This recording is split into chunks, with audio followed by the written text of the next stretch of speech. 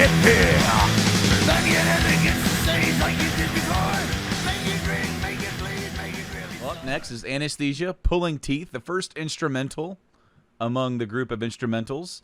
This song has a writing credit of just one fella, Cliff Burton.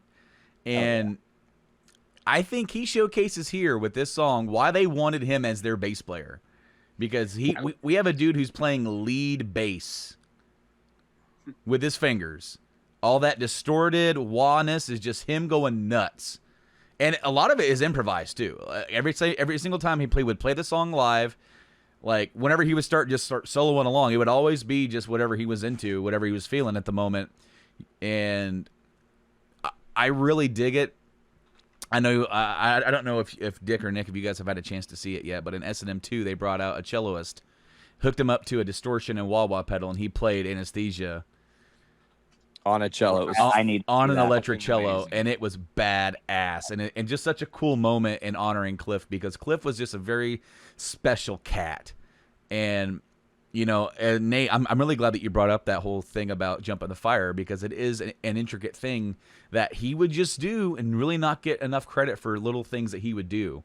You know, he didn't play bass like everybody else played bass. He always found some different cool nuances to do. And well, that and just his tone in general. Yes. Yeah. Absolutely. Like, not a lot of bass players fiddled with their tone. I mean, a lot of bass players still don't really fiddle with their tone. And 85% didn't ever have a distortion pedal included with their run and their rig. Bass is extremely underrated, and as much as we joke about it, it's such a great part of the music, and the music just would not be the same if a bass player was not there. I'm really excited to get into the next few albums because Cliff's contributions only make this band better. And his presence is felt even more so after his death because of the things that he would teach James and Lars with music theory and their writing style. And you can definitely see where things may have gone with Cliff still in the band. You know, I remember reading in an interview where they were around Master of Puppets, so it was around the time that he died, and they're like, so what's your favorite album right now? And he goes, I'm really digging REM. You know? And they're like, REM? He goes, yeah, man, it's really cool. You know, I'm really digging it. And they're like, do you ever think Metallica will do something like that? And he goes, well, not right now. Because right now we're kind of busy doing our thing. And he's like, but you never want to say never. It's like, you know, when we get to the moment, when we get to the time where we feel like we're comfortable enough to do something like that, maybe we will. You know, nothing about Metallica defines them into what genre they need to be in, and that was Cliff Bay. All these hardcore guys that were saying that Cliff would hated where they've gone. Nope, maybe not. Maybe he wouldn't have been exactly. James has said that he felt Cliff would have been an ally against the Load visual rebrand, because James hated that. He's like, I'm not into this whole like U2 gothic look that James or that Kirk and Lars are going with. He goes, and it eventually led to like Amish James. Yeah. So I gave Anesthesia a 7. Nick, what do you got to say about Anesthesia? I gave it a 7.5. It was number 4 for me in terms of my favorite songs on the album. Yeah. It was just sick. I wasn't ready for it. Was one of the ones that I did remember jumping back into it, but since I'd last heard it, it's been a couple years since I've listened to this album. I love it even more now than I did then. Cliff's fucking amazing, so I loved it. It's just a great big showcase.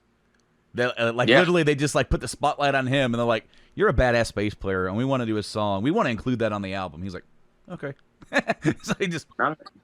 I bet you he recorded that with his bell bottoms on, looking the most ungraceful, unbadass. Like he's sitting there like in a stool. Was that good, guys? Not a gothic cowboy. There's James over there like jerking off. Go, that was great, man. Just keep going, man. I'm about to finish. Keep going. I'm about to finish. Jump on the drums, Lars. Yeah. Dick, what do you got to say about Anesthesia? Oh, I love this song. So this is the first time, and this is the first time I've actually listened to Metallica play it. Okay. I say that because the first time I ever heard it was the second show I ever played with my old band Catacresis. We were playing at this place called the Hilltop Fortress, and I didn't know we were doing this part, but all of a sudden, I guess they told me like right day of the show, like, hey, we're doing Anesthesia, or our bass player is doing Anesthesia. And I'm like, I don't know what that is, but cool, I can get a break.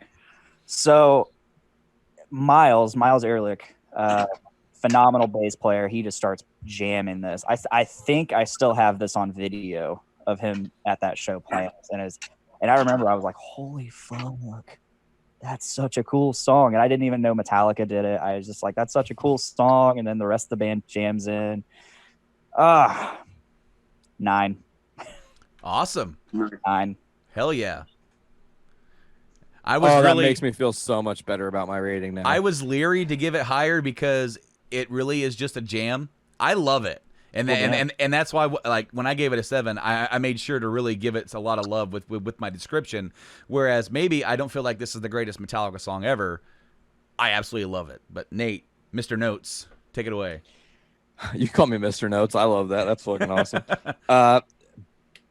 Bass solo, take 1. As soon as that line hits, the little hairs that are on my arm are just straight up and down spider sense mode. Like I'm back in high school listening for the first time, you know. Is it because you know what happened to Cliff?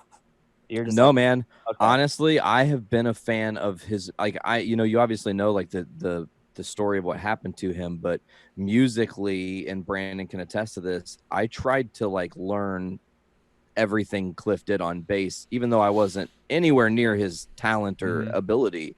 You know, I was pushing myself. Like I learned the first, I'd say, half of Anesthesia when I was 17 on bass. And I didn't really have any rights to be able to do that, but I pushed myself because of how much musically it hooked me.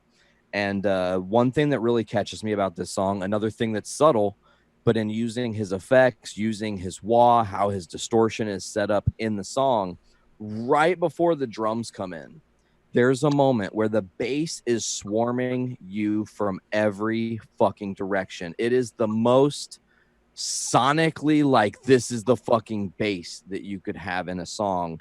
And ultimately the world, just on this song alone, like if he did nothing else with his Metallica career, people would have always talked about Anesthesia Pulling Teeth as one of the coolest bass songs ever done. You know, your Victor Wootens and your other, you know, Geddy Lee bass players and stuff like that. Sure, this set a very special tone in the metal world for how bass can be portrayed. 9.5. Wow. Yeah, pulling that average for that song up. It deserves it. It deserves it. I will say we are early on with the ranking of ranking them all, and right now that song has the highest average out of all of the songs so far.